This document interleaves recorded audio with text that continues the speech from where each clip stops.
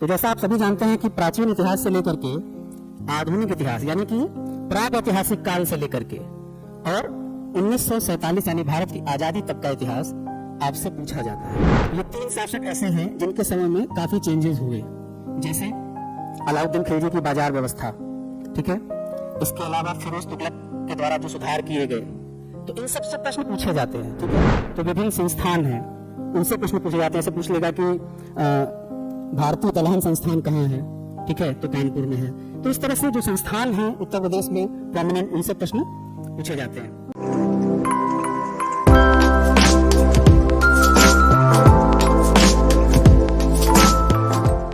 नमस्कार दोस्तों, मैं मोइन, समीक्षा अधिकारी 2017 बैच। आज इस क्लास में मैं आगामी समीक्षा अधिकारी 2023 का जो एग्ज़ाम है उसके लिए कुछ स्ट्रेटजी बताने के लिए यहाँ उपस्थित हुआ हूँ। और इसी क्रम में मैं बताना चाहूँगा कि इस बार समीक्षा अधिकारी के लिए 400 से अधिक सीटें आई हैं, जो कि एक बहुत बड़ी मात्रा में सीट है। और उसी अनुपात में आप लोग जानते हैं कि लगभग 10 लाख से ज़्यादा फॉर्म भी आए हैं। और चूँकि इतनी तादाद में फॉर्म आए हैं इसलिए कंपटीशन भी तगड़ा होने वाला है। समीक्षा अधिकारी, सहायक समीक्षा अधिकारी की जो परीक्षा है, आप सभी को पता है कि ये 2 चरण की परीक्षा है। और इसमें प्रथम चरण में जो प्रारंभिक परीक्षा है, उस परीक्षा में कुल 200 मार्क्स का पेपर होता है। 2 पेपर होते हैं। एक होता है सामान्य अध्ययन का पेपर, जिसमें 140 प्रश्न पूछे जाते हैं। इसके अलावा जो दूसरा पेपर होता है वो सामान्य हिंदी का पेपर होता है, और इसमें कुल 60 प्रश्न पूछे जाते हैं। तो कुल 200 नंबर का ये दोनों पेपर होता है। और अगर हम देखें तो जीएस ये 140 प्रश्न, और हिंदी की बात करें तो ये 60 प्रश्न। तो कुल 200 नंबर की ये परीक्षा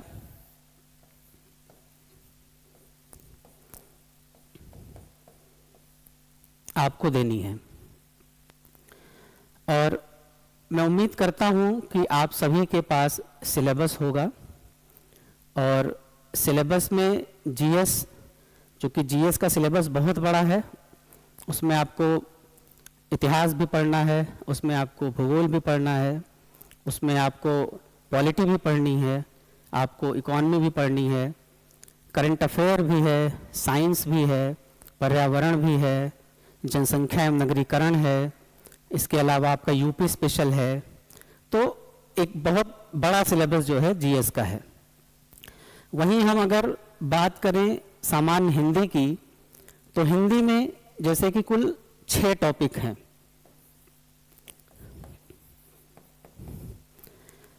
इन 6 टॉपिक्स में क्या क्या है? एक तो है आपका विलोम, ठीक है, विलोम है। इसके अलावा दूसरा है आपका तत्सम तद्भव,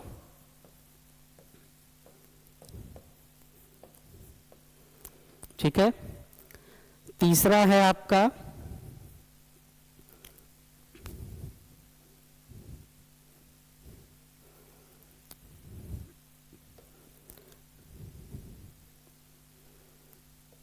वर्तनी एवं वाक्य शुद्धि,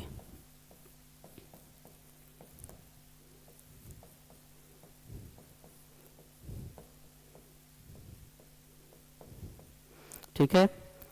चौथा है आपका पर्यायवाची,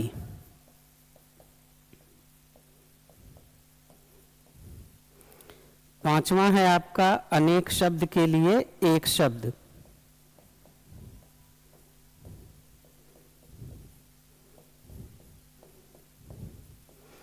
और इसके अलावा जो छठा है वो है विशेषण एवं विशेष्य।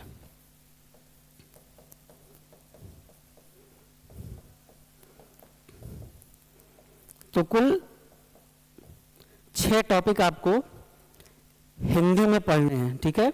कौन कौन से? विलोम, तत्सम तद्भव, वर्तनी एवं वाक्य शुद्धि, पर्यायवाची, अनेक शब्द के लिए एक शब्द, और विशेषण एवं विशेष्य। कुछ बच्चे ये कहते हैं कि सर हम कितने मार्क्स ले आए जिससे हमारा प्री क्वालिफाई हो जाए।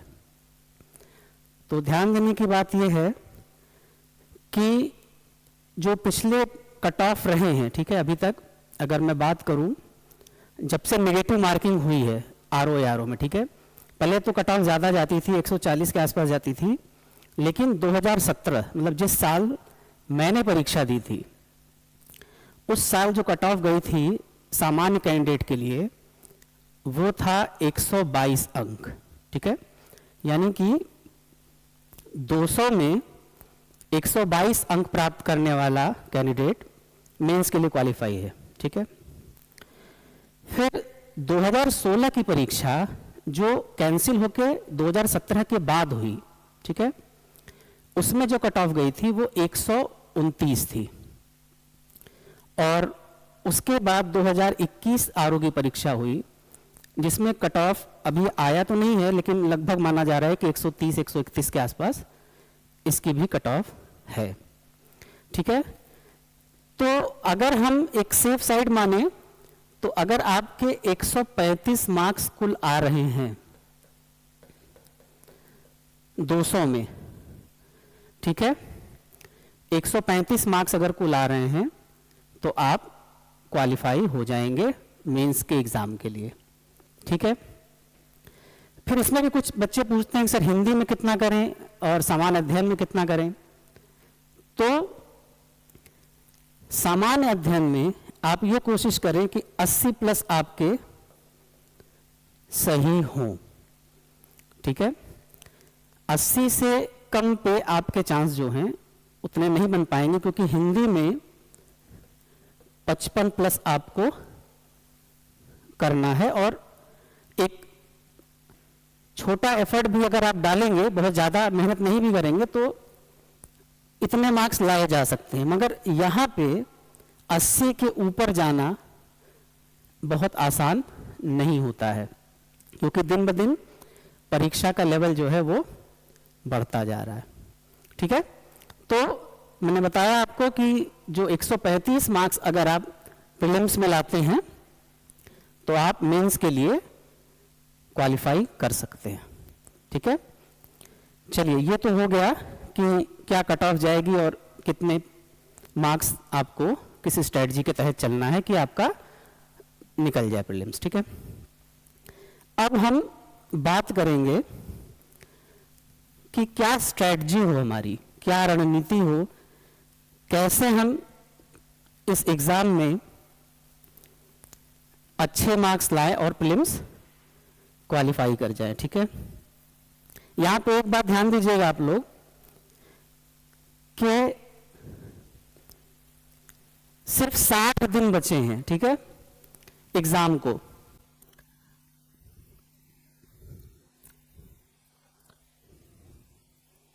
प्रीलिम्स एग्जाम को सिर्फ 60 दिन बचे हैं और इन 60 दिन में आपको क्या करना है कि आपका प्रीलिम्स क्वालिफाई हो जाए, ठीक है। तो जहां तक बात है सामान्य अध्ययन की, ठीक है, जीएस की, मैं उम्मीद कर रहा हूं कि आप लोग इस एग्जाम के लिए पहले से ही तैयारी कर रहे होंगे और आपने जीएस में अभी तक बहुत कुछ पढ़ा होगा, ठीक है। लेकिन आने वाले 60 दिनों के लिए आपकी रणनीति क्या होनी चाहिए, मैं उस पर भी बात कर लेता हूं, ठीक। तो जीएस को क्वालिफाई करने के लिए जैसे जो सबसे मुख्य विषय है इतिहास, ठीक है, उसके अलावा आपका भूगोल, फिर है पॉलिटी, ठीक है, देन आपका है विज्ञान,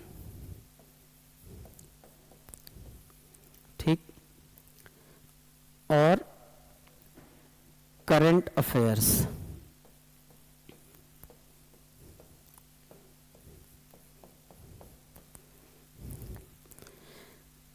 इन पांचों पे आपको अगले 60 दिन में विशेष ध्यान देना है, ठीक है।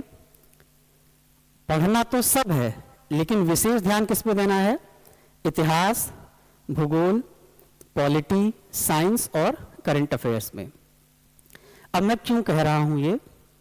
क्योंकि जीएस के पोर्शन में जो सबसे ज्यादा सवाल आते हैं वो इसी पोर्शन से आते हैं, ठीक है, इन्हीं से। अगर हम बात इतिहास की करें तो तकरीबन 18 से 20 प्रश्न आपको मिल जाएंगे प्रीलिम्स में। भूगोल की बात करें तो 15 से 17 प्रश्न आपको भूगोल से मिल जाते हैं। पॉलिटी से 10 से 12 प्रश्न मिल जाएंगे। विज्ञान से तकरीबन 15-16 प्रश्न मिल जाएंगे। और करंट अफेयर्स, ये बहुत ही महत्वपूर्ण पोर्शन है जीएस का, और इस पोर्शन से तकरीबन 20 से 22 प्रश्न आपको देखने को मिल सकते हैं। तो अगर हम ध्यान दें तो आप देखेंगे कि लगभग 80 प्रश्न यहां से बन रहे हैं, ठीक है। और आपको करने कितने हैं? 80+ प्रश्न, ठीक है। तो अगर आप इस एरिया पे फोकस कर लें सही से, बाकी भी पढ़ना है लेकिन मेन फोकस आपको यहां रखना है, ठीक है। एक चीज और इसमें आप ऐड कर सकते हैं, यूपी स्पेशल, ठीक है। बस यूपी स्पेशल का ये है कि किसी साल यूपी स्पेशल कम पूछ लेता है, किसी साल ज्यादा पूछ लेता है। ऑन एवरेज की बात करें तो 8-10 प्रश्न आपको मिल जाएंगे, ठीक है। तो एक यूपी स्पेशल भी आप देख लीजिए, 10 प्रश्न मान लीजिए यहां पे, तो ये अब कितना हो गया? 90 प्रश्न, ठीक है।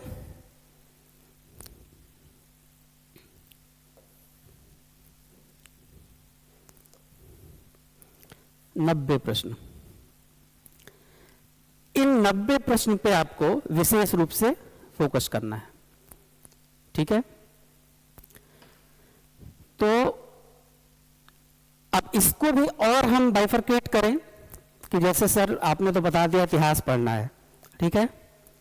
इतिहास कितना पढ़ना है, कहां से पढ़ना है, क्या पढ़ना है? तो जैसा आप सभी जानते हैं कि प्राचीन इतिहास से लेकर के आधुनिक इतिहास यानी कि प्राग ऐतिहासिक काल से लेकर के और 1947 यानी भारत की आजादी तक का इतिहास आपसे पूछा जाता है। तो अगर हम इतने बड़े सिलेबस को पढ़ने चलेंगे तो 2 महीने के समय में वो पूरा नहीं होगा। तो हम क्या करें, ठीक है। सबसे पहले आप ये करिए इतिहास में कि जो पिछले प्रश्न आए हैं, पुराने प्रश्न, उन प्रश्नों को आप देखें, ठीक है। उन प्रश्नों को देखें किन चैप्टर्स से आए हैं और उन प्रश्नों को समझें, उसको बार बार जो है उससे रिलेटेड टॉपिक्स का अध्ययन करें, ठीक है। क्योंकि जैसे आप एंशिएंट हिस्ट्री में देखेंगे तो ज्यादातर प्रश्न कहां से आते हैं? ज्यादातर प्रश्न आप देखोगे तो इंडस वैली से आते हैं, ठीक है, यानी सिंधु सभ्यता से। उसके बाद वैदिक एज से आता है, यानी कि वैदिक काल से आता है। उसके बाद और आगे बढ़ेंगे तो बुद्ध से, ठीक है, जैन से, और आगे मौर्यन एम्पायर, गुप्ता एम्पायर, ठीक है। इन सब से प्रश्न एंशिएंट में पूछे जाते हैं। तो इनको आपको अच्छे से फोकस करना है। बात मिडवल हिस्ट्री की करें तो मिडवल हिस्ट्री में वैसे तो प्रश्न कम पूछे जाते हैं, लेकिन मिडवल हिस्ट्री का जो आर्किटेक्चर है वो आपको अच्छे से पढ़ना है।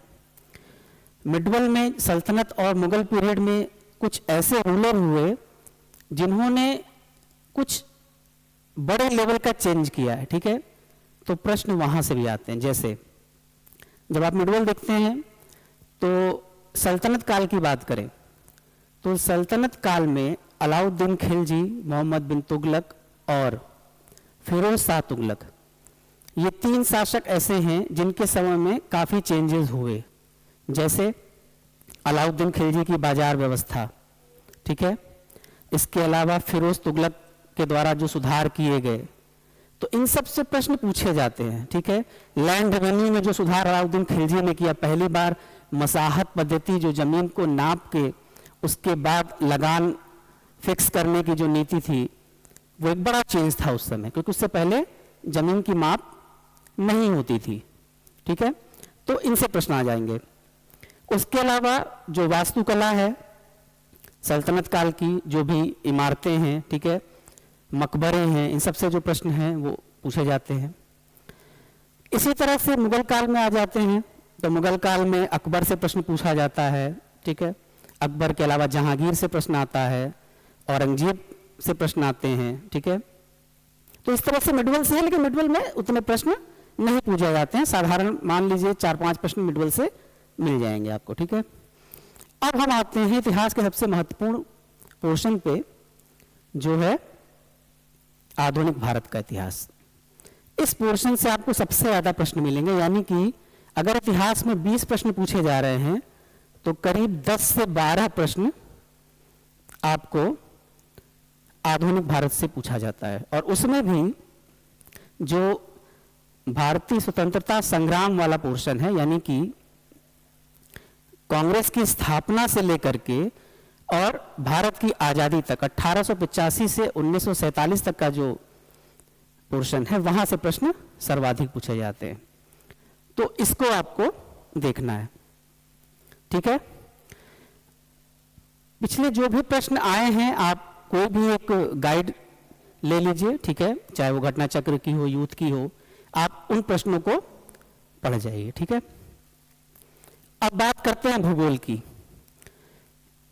इन आने वाले 2 महीने में अगर आपको भूगोल के क्वेश्चंस को ज़्यादा से ज़्यादा सही अटेम्प्ट करना है तो उसके लिए रणनीति होनी चाहिए कि एक तो पिछले प्रीवियस ईयर क्वेश्चन आप लगा लें। उसके अलावा 2 किताबें हैं, एक वाणी की बुक आती है जिसमें भारतीय भूगोल होता है, और दूसरी है महेश बर्णवाल, ठीक है। महेश बर्णवाल जी की किताब भारत एवं विश्व का भूगोल, जो एक कंप्लीट बुक है, वो लेना है। लेकिन उसमें से जो भारत का भूगोल है वो महेश बर्णवाल से आपको नहीं पढ़ना है इन 2 महीनों में, ठीक है। तो फिर पढ़ना क्या है? बर्णवाल की बुक से आपको पढ़ना है एक तो भौतिक भूगोल, यानी जो फिजिकल ज्योग्राफी दिया हुआ है वो पढ़ना है। दूसरा जो मैपिंग दी है 7 महाद्वीप की वो पढ़ना है। और तीसरा जो पर्यावरण से संबंधित मुद्दे दिए हुए हैं ये पढ़ना है, ठीक है। ये वो 3 एरियाज हैं जहां से आपको मैक्सिमम क्वेश्चंस मिलेंगे, ठीक है। वाणी में आपको शुरू के जो 10 चैप्टर हैं ये पढ़ जाना है अच्छे से, ठीक है, भारत के भूगोल में, तो ये आपका भूगोल कंप्लीट हो जाएगा। नेक्स्ट पॉलिटी की बात करें तो पॉलिटी के लिए जो मैंने पढ़ा था, एम लक्ष्मीकांत जी की बुक आती है, वो सबसे अच्छी बुक है। लेकिन अभी आपके पास इतना समय नहीं है कि आप लक्ष्मीकांत को पूरा पढ़ सकें। तो उसमें से जो मुख्य मुख्य टॉपिक हैं, जैसे आपका संसद, ठीक है, और राज्य विधान मंडल, उसके अलावा केंद्र राज्य संबंध, पंचायती राज, ठीक है, आपका गवर्नर है ना, जो विभिन्न आयोग उसमें दिए हुए हैं, वो पढ़ना है। ठीक है, तो ये 6-7 टॉपिक ऐसे हैं जो आपको एम लक्ष्मीकांत से कवर करने हैं, क्योंकि ज़्यादातर प्रश्न यहीं से पूछे जाते हैं। अगला हम आते हैं विज्ञान में। तो विज्ञान के लिए एक तो आप घटना चक्र की जो प्रीवियस ईयर क्वेश्चन सॉल्व आती है वो पढ़ लीजिए अच्छे से। उसके अलावा लूसेंट की किताब से विज्ञान वाला पोर्शन अच्छे से पढ़ जाइए। लूसेंट की जो विज्ञान की बुक आती है, एक तो कंबाइंड आती है जिसमें सब दिया होता है, लेकिन आपको जो विज्ञान की बुक आती है वो पढ़नी है। ठीक है, अब करंट अफेयर्स। ठीक है, करंट अफेयर्स पे मैं थोड़ा सा विस्तार से बताना चाहूंगा, क्योंकि ये बहुत ही महत्वपूर्ण पोर्शन है।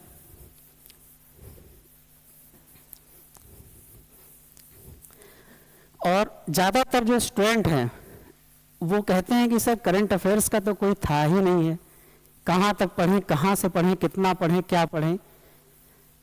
तो उस पर भी थोड़ी सी हम लोग बात करेंगे। ठीक है, चलिए।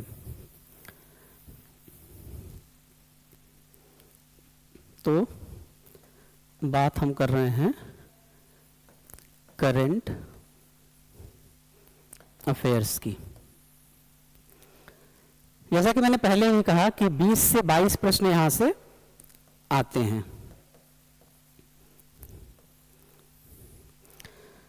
तो करंट अफेयर्स पढ़ने का जो सबसे अच्छा तरीका होता है कि आप कम से कम एक मंथली मैगजीन तो पढ़िए ही पढ़िए। वो कुछ कोई भी मैगजीन हो सकती है, वो घटना चक्र की हो सकती है, वो क्रॉनिकल हो सकती है, ठीक है, वो प्रतियोगिता दर्पण हो सकती है। तो हर माह एक आपको पढ़ना ही पढ़ना है। इसके अलावा कुछ पब्लिकेशंस की क्वार्टरली बुक आती है, कुछ की जो है अर्धवार्षिक की आती है। ठीक है, तो आपको इस समय पिछले 9 महीने का करंट अफेयर पढ़ना है। ठीक है, 9 महीने का मतलब कि आपका एग्जाम है 11 फरवरी को। ठीक है, तो आप ये मान के चलिए लगभग 10 जनवरी तक का तो पूछा जा सकता है। ठीक है, 10 जनवरी तक का करंट अफेयर पूछा जा सकता है।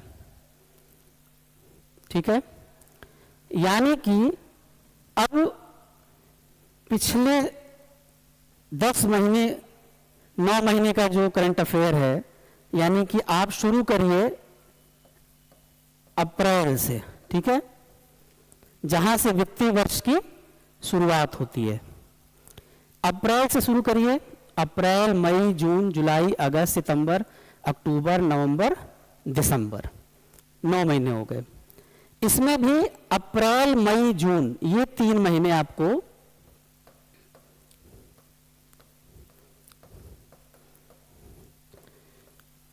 एक सरसरी निगाह से पढ़ना है। इस पर बहुत ज्यादा फोकस नहीं करना है ना, सतही तौर पे पढ़ के निकल जाना है। फिर जुलाई, अगस्त, सितंबर, इसको थोड़ा और अच्छे से पढ़ना है। देन अक्टूबर, नवंबर, दिसंबर और 10 दिन इधर जनवरी। ठीक है, ये आपको बहुत अच्छे से पढ़ना है। ठीक है, ये लास्ट के जो 3 महीने हैं ये आपको बहुत अच्छे से पढ़ना है। ठीक है, अब एक सवाल ये भी आता है कि सर कौन से वो टॉपिक्स हैं जो बहुत इंपॉर्टेंट होंगे करंट अफेयर्स की दृष्टि से। तो वैसे तो करंट अफेयर्स बहुत ज़्यादा बड़ा है, लेकिन जहां से प्रश्न पूछे जाते हैं अगर मैं उनकी बात करूं, ठीक है, तो आपने देखा होगा कि करंट अफेयर्स में से एक पोर्शन है सूचकांकों का। ठीक है, सूचकांक।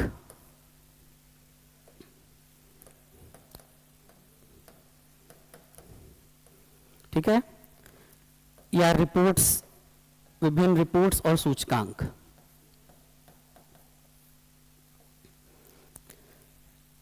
ये आप पढ़ जाइए, जैसे भ्रष्टाचार सूचकांक में भारत की क्या स्थिति है, ठीक है, ग्लोबल हंगर इंडेक्स में क्या स्थिति है, ठीक है, तो कौन प्रथम है कौन अंतिम है, ठीक है, कौन सी संस्था इसको जारी करती है, इसे भ्रष्टाचार सूचकांक है। तो ट्रांसपेरेंसी इंटरनेशनल एक संस्था है जो इसको जारी करती है, ठीक है। तो सूचकांक और रिपोर्ट्स आपको देखना है। दूसरा है पुरस्कार और सम्मान।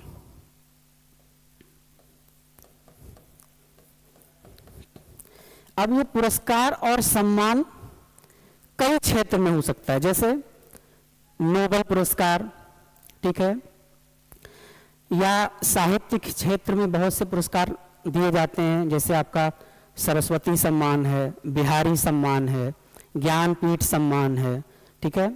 तो ये पुरस्कार और सम्मान से प्रश्न पूछा जाता है और राष्ट्रीय अंतर्राष्ट्रीय दोनों लेवल पे पूछा जाता है।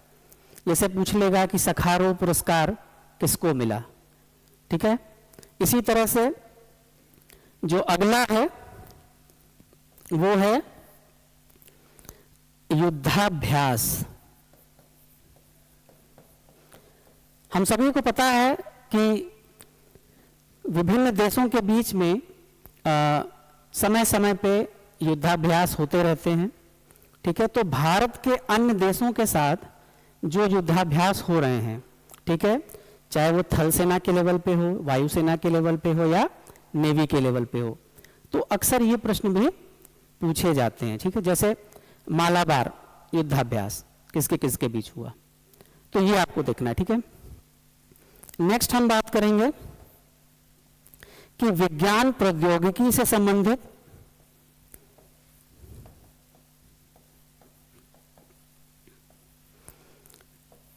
अंतरिक्ष से संबंधित जो प्रश्न पूछे जाते हैं। जैसे विज्ञान के क्षेत्र में कोई नई खोज हुई तो किसने की, ठीक है, क्या है उस खोज में, क्या मिला है या क्या खोजा गया है। उसके अलावा अंतरिक्ष के क्षेत्र में जैसे कोई रॉकेट का प्रक्षेपण हुआ है, ठीक है, कोई उपग्रह भारत ने भेजा है, कोई अंतर्ग्रही प्रक्षेपण किया है, जैसे चंद्रमा पे भेजा हमने यान, है ना, तो इनसे प्रश्न पूछे जाते हैं, ठीक है। अगला है चर्चित व्यक्तित्व। अब ये चर्चित व्यक्तित्व राष्ट्रीय अंतर्राष्ट्रीय दोनों होंगे, ठीक है। पूछ सकता है कि अभी वर्तमान में जो WMO है उसके अध्यक्ष कौन हैं, UNO के जनरल सेक्रेटरी कौन है, ठीक है। जो भी चेंजेस हुए हों वर्तमान में उससे प्रश्न आ जाता है। जैसे विश्व बैंक के वर्तमान अध्यक्ष कौन हैं, इस तरह से। जैसे भारत के लेवल पर अगर हम देखें तो पूछ लेगा कि वर्तमान मुख्य चुनाव आयुक्त कौन है, या अभी हाल ही में मुख्य सूचना आयुक्त बनाए गए हैं तो उनका नाम क्या है, ठीक है। तो इस तरह से प्रश्न पूछ लेगा। या किसी का निधन हुआ हो, राष्ट्रीय अंतर्राष्ट्रीय लेवल पे किसी ख्यातिलब्ध व्यक्ति का निधन हुआ हो तो उससे भी प्रश्न पूछे जाते हैं। तो ये चर्चित व्यक्तित्व में आता है। अब लास्ट जिस पे आपको फोकस करना है, दो और हैं। एक है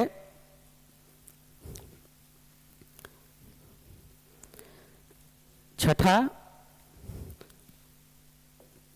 ये है आर्थिक आंकड़े। अब मैं इसको आर्थिक आंकड़े क्यों लिख रहा हूं, क्योंकि इसमें कई तरह के प्रश्न बनते हैं। जैसे बजट से संबंधित प्रश्न पूछ लेगा, बजट से संबंधित कोई आंकड़ा पूछ लेगा, ठीक है। इसके अलावा जो विभिन्न रिपोर्ट्स जारी होती है RBI की तरफ से, आपको पता है कि रेपो रेट, है ना, bank rate, reverse repo rate, ये सब जारी किए जाते हैं। उसके अलावा इसमें आपका जो है विभिन्न संस्थाओं द्वारा जो आर्थिक आंकड़े जारी किए जाते हैं। जैसे कि आपका अगर हम देखें तो एक रिपोर्ट जारी करता है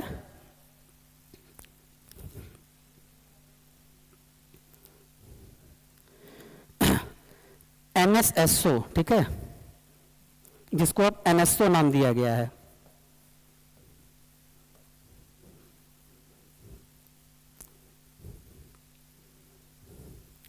ठीक है, जैसे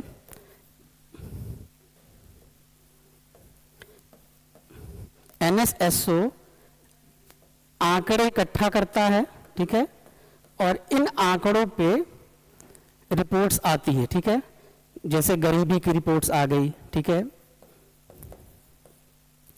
तो इस तरह के जो आर्थिक आंकड़े हैं वो आपको देखना है, ठीक है।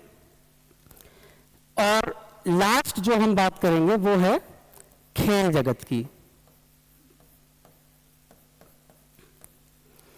खेल जगत में जो सबसे ज्यादा प्रश्न पूछे जाते हैं वो बैडमिंटन से, टेनिस से, क्रिकेट से, ठीक है, इनसे प्रश्न ज्यादा पूछे जाते हैं। तो इसको भी आपको शामिल करना है, ठीक है, इस पे फोकस करना है।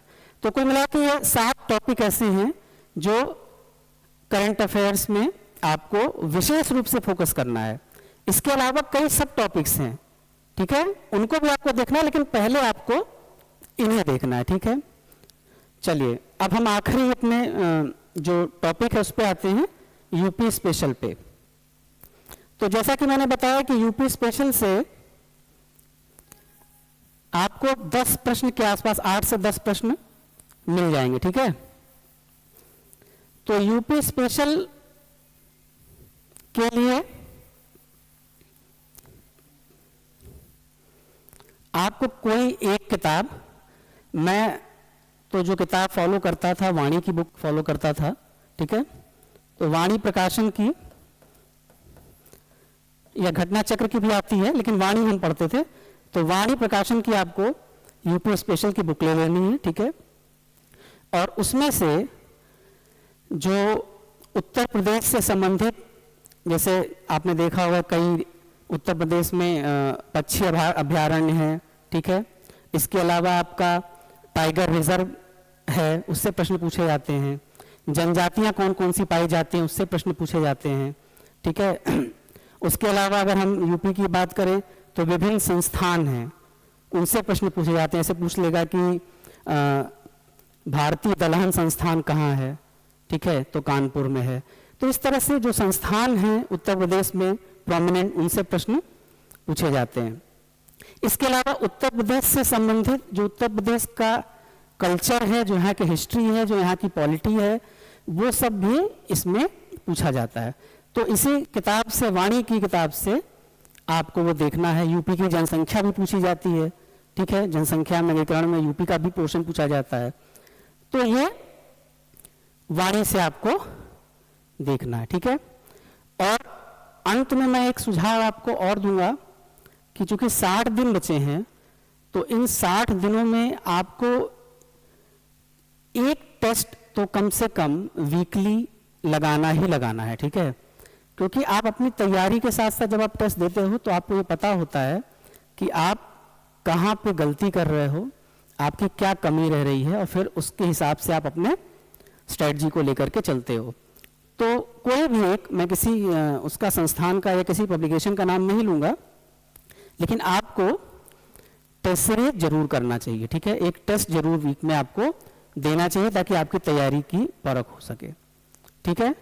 तो इसी के साथ मैं आप सभी को आने वाले एग्जाम के लिए शुभकामनाएं देता हूं और उम्मीद करता हूं कि आप प्रारंभिक परीक्षा में सफल होंगे और आगे मुख्य परीक्षा की तैयारी करते हुए अंतिम रूप से चयनित होकर के उत्तर प्रदेश सचिवालय में आएंगे और हमारे साथ एक बार उत्तर प्रदेश सचिवालय परिवार का हिस्सा बनेंगे। धन्यवाद।